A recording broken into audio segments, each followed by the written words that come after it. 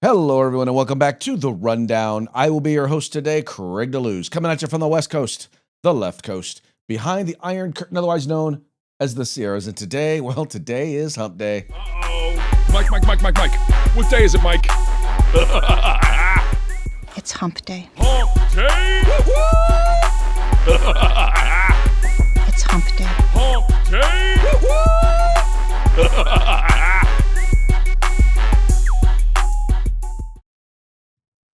That's right, folks. Today is Hump Day.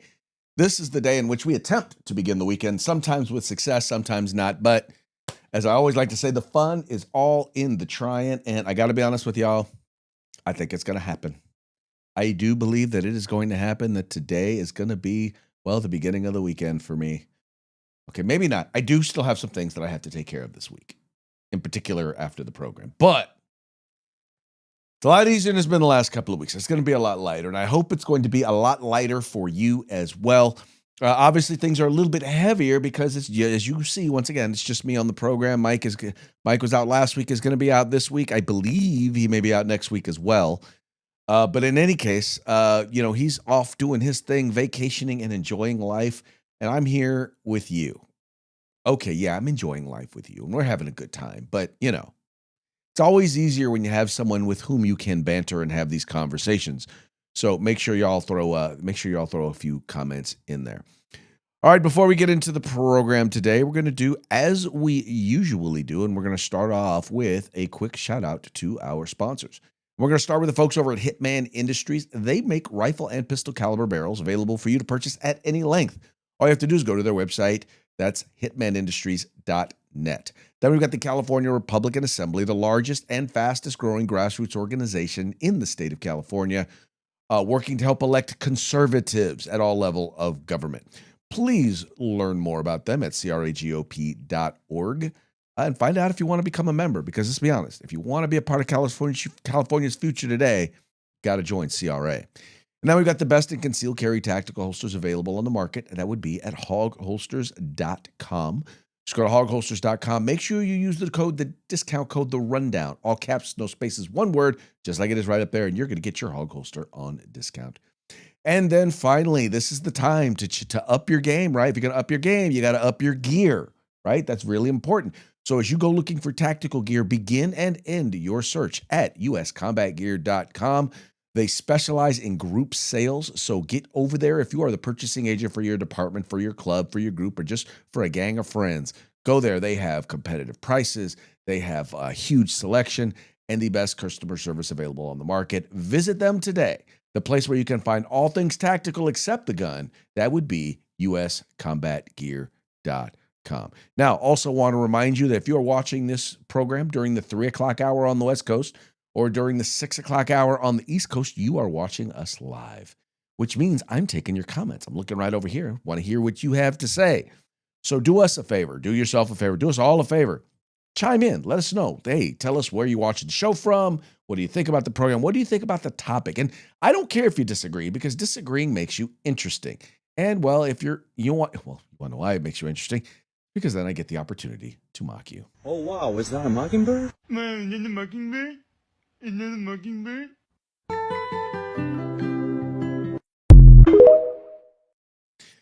We will mock you because it is that fun. All right, let's go ahead and get into today's program. I know it's weird, right? The Supreme Court leading for a second day in a row, leading our news report.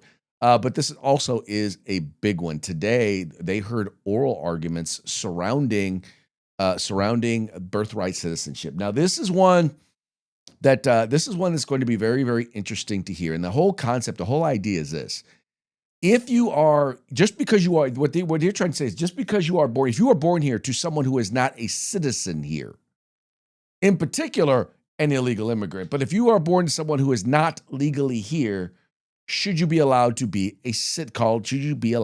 automatically get citizenship?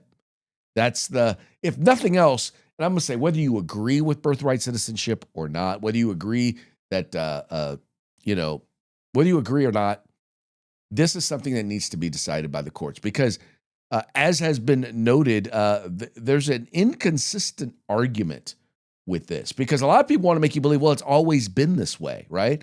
It's always kind of been the case. But now we're finding out that, well, that's just not true. Not true. It has not always been the case. As the Solicitor General points out in this answer to Elena Kagan, it's a little long, but as he points out, he makes it very clear that has not always been the policy. In fact, it's never really been spelled out very clearly in terms of the Supreme Court has gone different ways on this. But here is what the Solicitor General points out, and it was something that I had not heard before, so I found it to be very interesting and quite a compelling argument against the idea of birthright citizenship for everyone. Mark, and I would point to something that's emphasized in their amici's briefs, which is in 1921, Richard Flournoy, who becomes a senior State Department official in the Roosevelt administration and pushes their theory as to temporary sojourners, writes a law review article in 1921 where he says, I think the children of temporary visitors should be citizens. But he admits that is not the understanding of Wonka-Mark. He admits Wonka-Mark did not hold that. And he admits that there's an array of authorities that go against him. He talks about careful and reliable, high authorities. And that's referring to the consensus that we point out in pages 26, 28 of our brief, where you've got 12 treatises from 1881 to 1922 that all say, including for decades after Wonka-Mark, that say children of temporary sojourners are not included. What happens between 1921 and the 1930s? Well, Mr. Flournoy became a senior State Department official, and he adopted that as the policy of the Roosevelt administration. So their argument is basically saying there wasn't this consensus going back to 1898. The consensus, as their own author admits, goes entirely in the opposite direction. For 50 years, right, for 50 years from the framing of the clause through the 1920s, maybe 60 years, the general understanding when it comes to what's at issue here and was not at issue in Wonka-Mark is the children of temporary visitors do not become citizens under the clause. And then the legal point, you referred to this sort of concept of temporary local allegiance, and they rely on the Schooner Exchange, this theory that you've got temporary local allegiance. But if you actually look at page 572 of the congressional record, right at the beginning, introducing the Civil Rights Act, Senator Trumbull says, I said not subject to any foreign power. I wanted to say born in the United States and owing allegiance to the United States, but I was aware that there's a, quote, a sort of allegiance from persons temporarily resident in the United States whom we have no right to make citizens. So Senator Trumbull says the reason I haven't adopted the language and meaning that they say should be packed into these provisions is that everybody knows that the children of temporary visitors should not be citizens. Thank you, General. Justice Gorsuch? Just to follow up on that point, General, one interesting counterpoint about the understanding of Wonka-Mark that followed with respect to temporary sojourners. And I take you've got your well-taken points. But there was, of course, John Marshall Harlan, the great dissenter, who dissented in Wonka-Mark and later gave a bunch of lectures. And he posed the question about the sojourners. Suppose an English father and mother went down to the hot springs to get rid of the gout. And while there, they have a child, now back in England. Is that child a citizen of the United States, born of the jurisdiction thereof by mere accident of birth? And he says, under Wonka-Mark, he is. And he continues, I was one of the minority, and of course I was wrong. Anyway, so the point there is, the point here that they're making is there has been a period of time in both legal precedent as well as in policy that this has not always been the case. And there are arguments, and then during the 2 hours of arguments, there are arguments made on both sides as to the positions that have been taken. So it's not, anyway, so it's going to be real interesting to see which direction the Supreme Court comes out on this. Now, there was one person who, well, let's just say, I have a sincere problem with Justice Ketanji Brown Jackson. There's a saying, it's better to be silent and thought a fool than to speak out and remove all doubt. And I will just say that during oral arguments today and in reading her lone dissenting opinion in the story we talked about yesterday dealing with conversion therapy. I don't know that Ketanji Brown Jackson really and truly understands what her job is as a Supreme Court justice. It's basically to say, do what I feel is right, not judge according to the law, because the law has nothing to do with most of what she purports to believe. In any case, here she gives an analogy about being in Japan, being an American citizen in Japan, and if I steal someone's wallet or if my wallet is stolen, by definition, that then would make her a citizen of Japan. Anyway, just check this out. I was thinking, I, a U.S. citizen, am visiting Japan. And what it means is that, if I steal someone's wallet in Japan, the Japanese authorities can arrest me and prosecute me. It's allegiance, meaning can they control you as a matter of law? I can also rely on them if my wallet is stolen to, under Japanese law, go and prosecute the person who has stolen it. So there's this relationship based on, even though I'm a temporary traveler, I'm just on vacation in Japan, I'm still locally owing allegiance in that sense. Is that the right way to think about it? And if so, doesn't that explain why both temporary residents and undocumented people would have that kind of quote unquote allegiance? Okay, and I believe the point is that you have to pledge the allegiance to it. In other words, you need to. You don't just have it just by the nature of being there. If you are here in this country illegally, you have opted not to be subject to the authority or the law here. And I think in the end, that's something to be considered. If you are born to someone who is not subject to the laws here, the rules here, because they're actually a foreign national. And once again, the administrations and the law has gone both ways on this. In some cases, they say yes. In some cases, they say no. But her analogy just seemed kind of whacked to me. I don't get it. I swear, was this the most, was this the smartest, most qualified black woman that Joe Biden could come up with? I know plenty of black female attorneys that would run circles around this lady. I know plenty of them. She just does not seem to be prepared to be there.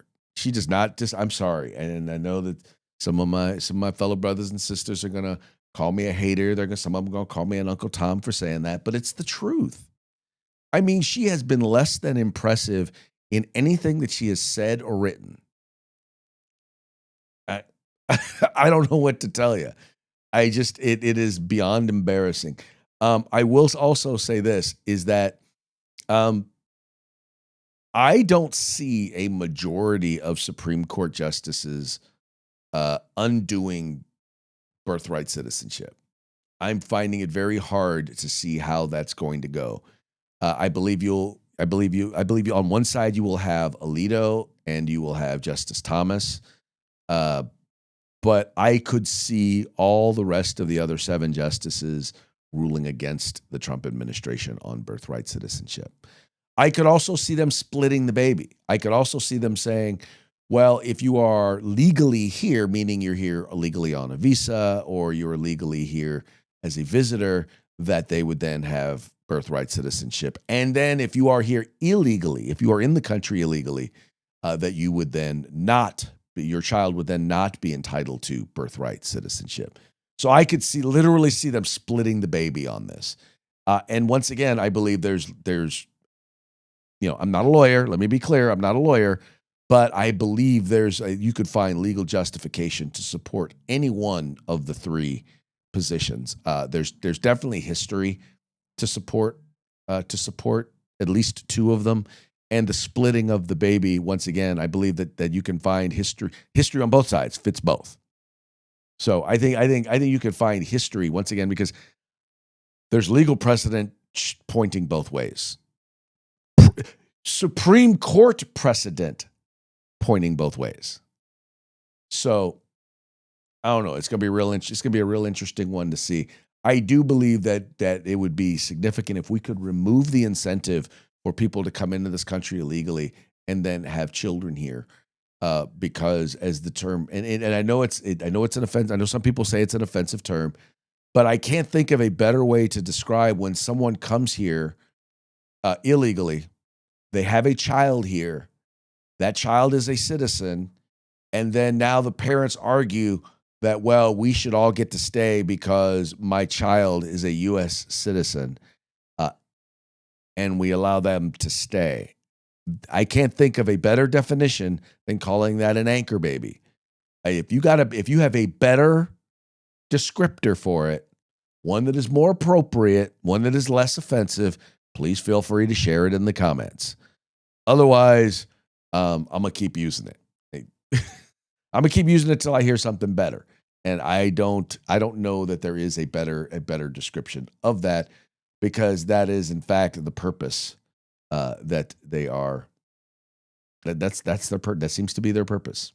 I don't know if they intend for them to do that, but I don't know if that's the intention, the original intention. Maybe they just come here and then they just have children, but it's definitely the consequence. How about that?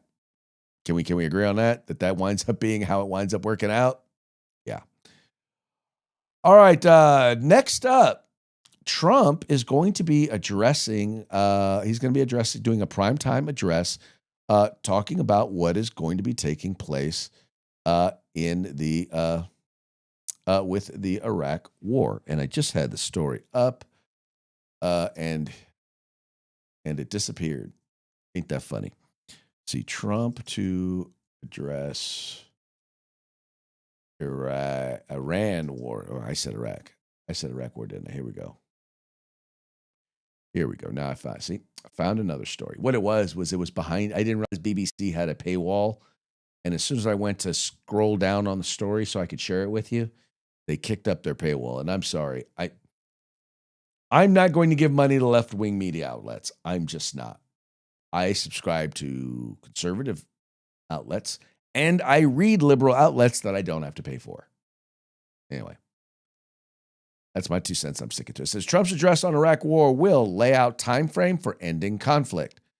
President Trump is delivering a primetime address to update the nation on the war in Iran Wednesday night, as he predicts the operation will continue a few more weeks and threatens to withdraw the U.S. from NATO. 33 days into Operation Epic Fury, the U.S. is already well within the 4 to 6 week timeline that the president and his administration had laid out for the joint U.S.-Israeli operation. The president's remarks Tuesday that the U.S. will leave Iran in 2 or 3 weeks would put the military conflict beyond the high-end estimate of 6 weeks, despite the president's insistence that the war is ahead of schedule. Mr. Trump has said the war could end sooner if the two sides reach a deal. A White House official told CBS News the president will restate his 2 to 3 week timeline and highlights of the United States military's success in achieving all of its stated goals prior to the operation, including destroying much of Iran's navy, ensuring Iran's regional proxy groups can no longer destabilize the region, and guaranteeing that Iran can never obtain a nuclear weapon. The official said the military operation is meeting or exceeding all of the benchmarks so far. And I think really, and one of the things that I find interesting about all of this is how the left is insistent on the idea that we're losing. They're insistent on the idea that we are losing this war, right?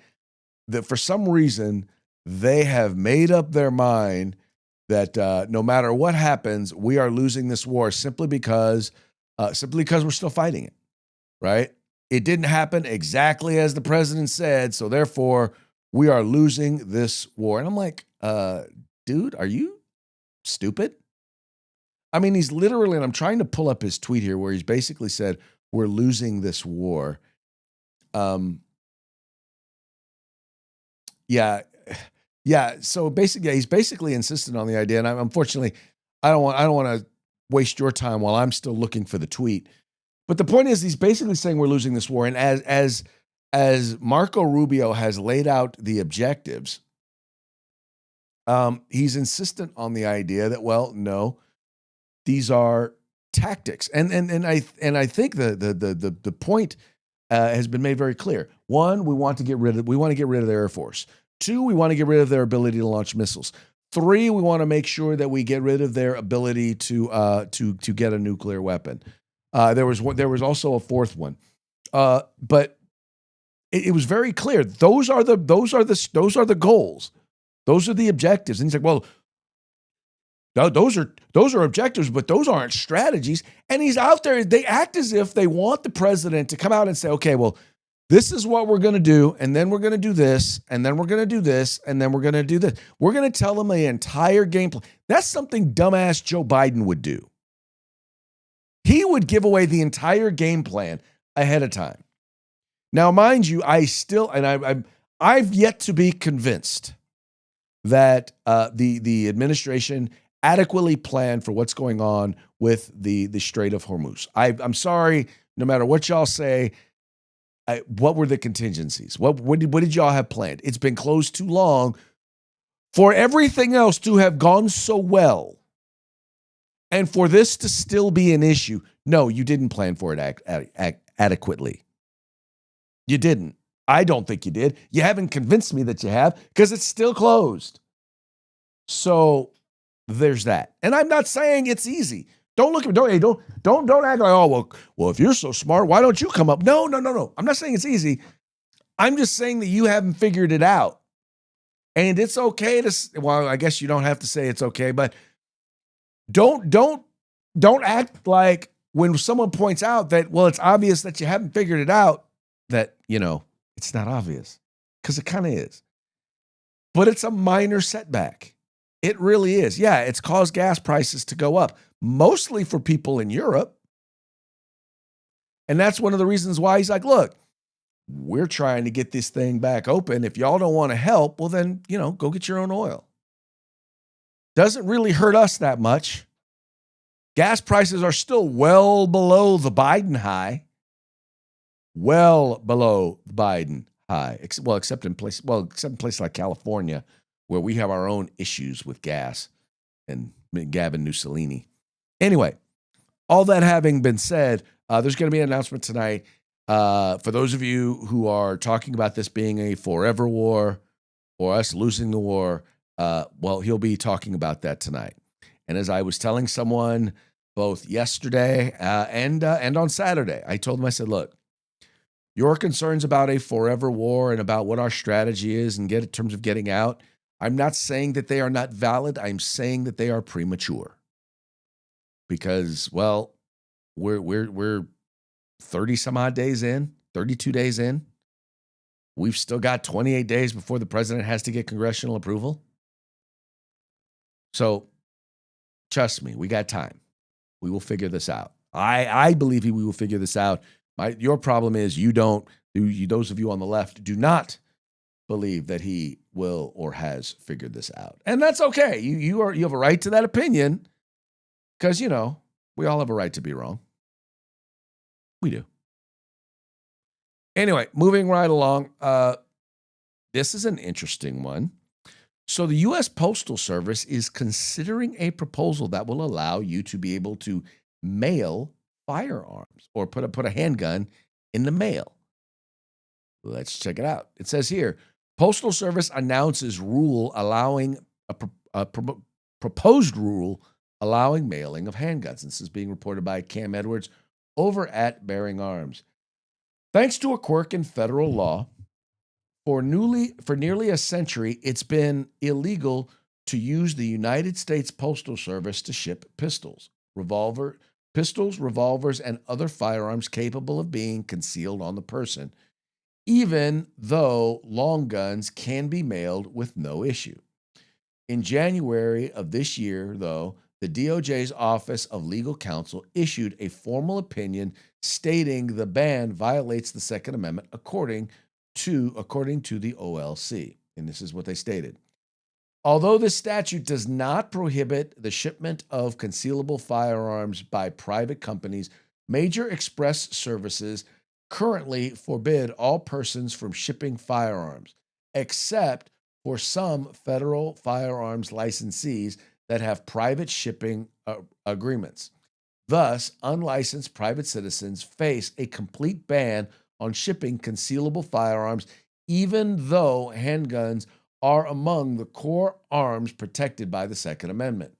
The statute also imposes significant barriers to shipping constitutionally protected firearms as articles of commerce, which interferes with citizens' incidental rights to acquire and maintain firearms. Indeed, the statute ultimately aims to suppress traffic in constitutionally protected articles, thus rendering the law per se unconstitutional as to those articles. And we are aware of no historical analogs that would satisfy the government's burden of showing that this unprecedented restriction is consistent with the nation's historical tradition of firearm regulation. Because the application of Section 1715 to constitutionally protect firearms violates the Second Amendment, we conclude that the Department of Justice should cease prosecutions under the statute and with respect to protected arms.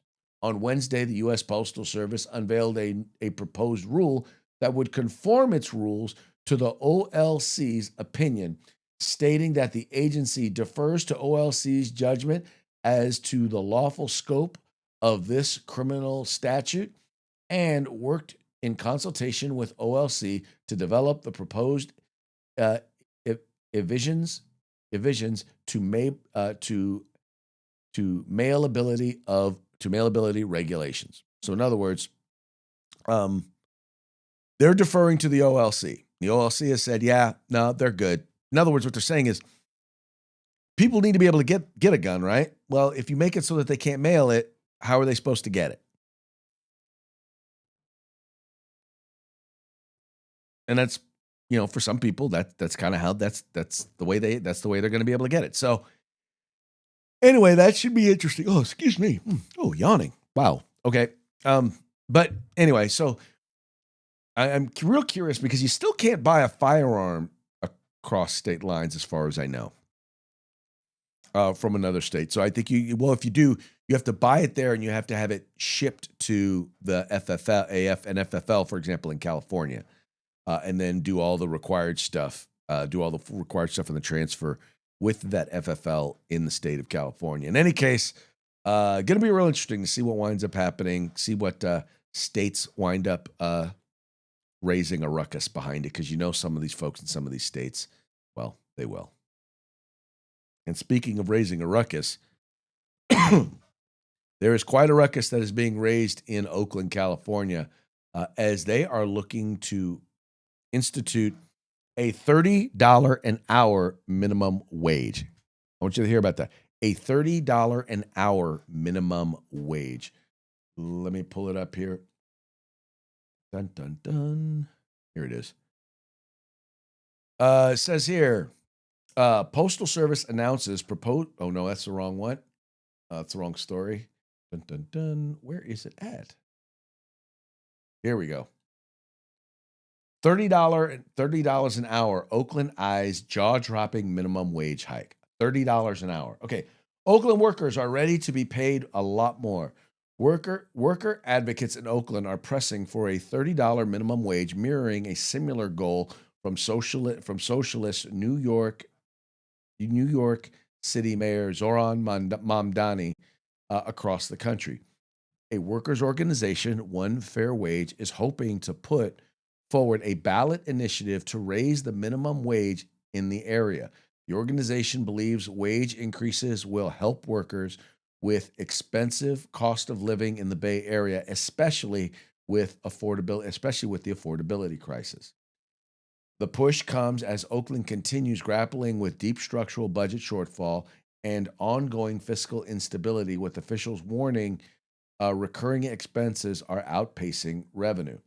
Every time there has been a downturn or a serious challenge in the economy, in the end, we raise wages as stimulus. Saru,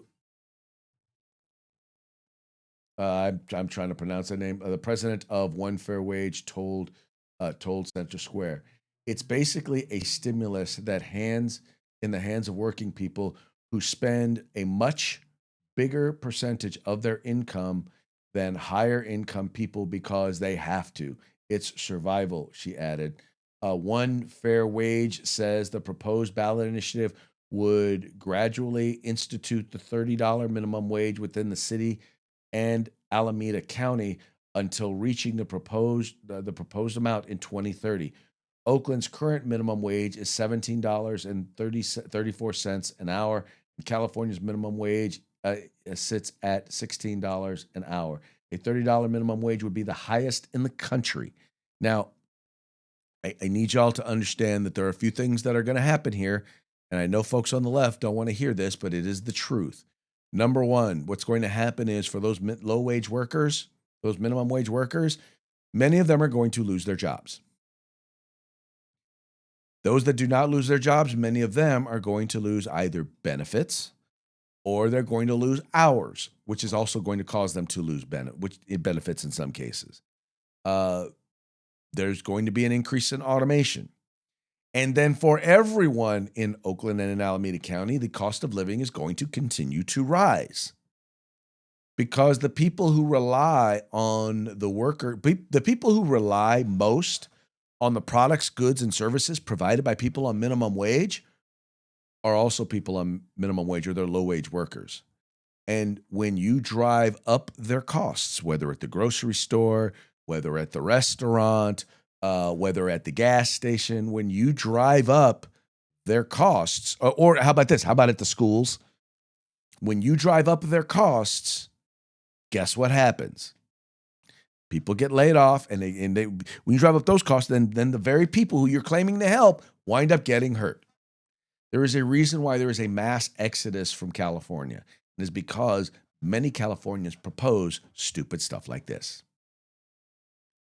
I wish it were not the case. I wish the Californians were smarter.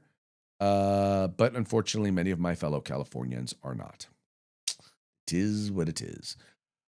All right, folks, that now brings us to our parting shots. Parting shots are brought to you by Hog Holsters. Go to hogholster.com. Use the discount code The Rundown, all caps, no spaces, one word, and get your Hog Holster today. All of our parting shots today are going to be brought to you by the Babylon Bee, fake news that you can trust. Let's start with this first one here. NASA plays incredible April Fool's joke of once again pretending to go to the moon. Yeah, that's right. We got a moon launch coming up. Here we go. Oh, you might have heard about this one. The player from Chicago who wound up who basically gave his life to the Lord and basically came out against Pride Night in the NBA because he said, why should we take pride in something that the Bible points out as a sin? Well, he's now been let go by the Chicago Bulls. And here it says here, Bulls offer to reinstate Jaden Ivey if he will do some cocaine and beat a few women. Because evidently you can do cocaine and beat women and still keep your job in the NBA. That's not considered conduct unbecoming. Anyway. Oh, this is an interesting one. If you've been reading the story about Kristi Noem and her husband's cross-dressing thing. Kristi Noem asked husband if there's anything he needs to get off his chest. If you know the joke, you know the joke. If you don't know the joke, I don't know what to tell you. I'm not going to explain it to you. Oh, here's a good one. In compelling argument for birthright citizenship, Justice Jackson eats an entire stick of glue. Because that's kind of how she argues for cases these days. And then finally, as we hear more about the Trump Presidential Library to feature solemn reflecting pool of liberal tears. The sad part is, I'll bet you that one's true. All right, how about this? I wouldn't be surprised if it were true. How about that one? Okay. All right, folks. Well, that's going to be it for today's program. But before we go, we're going to give one more quick shout out to our sponsors. We're going to start with Hitman Industries. They make rifle and pistol caliber barrels available for you to purchase at any length at hitmanindustries.net. We got the conscience of the Republican Party. That would be the California Republican Assembly. Check them out, cragop.org. And then we've got the best concealed carry tactical holsters available on the market. That would be at Hog Holsters. That's hogholsters.com, HAWG holsters.com, helping Americans wear guns. And then finally, the place where you can find all things tactical except a gun, and that would be at uscombatgear.com. All right, folks, once again, that's it for today's program. Once again, appreciate you tuning in. Appreciate you liking and sharing the program and encouraging your friends to do the same. I will be back tomorrow on Third Punch Thursday. Y'all have fun. Stay safe. Peace out.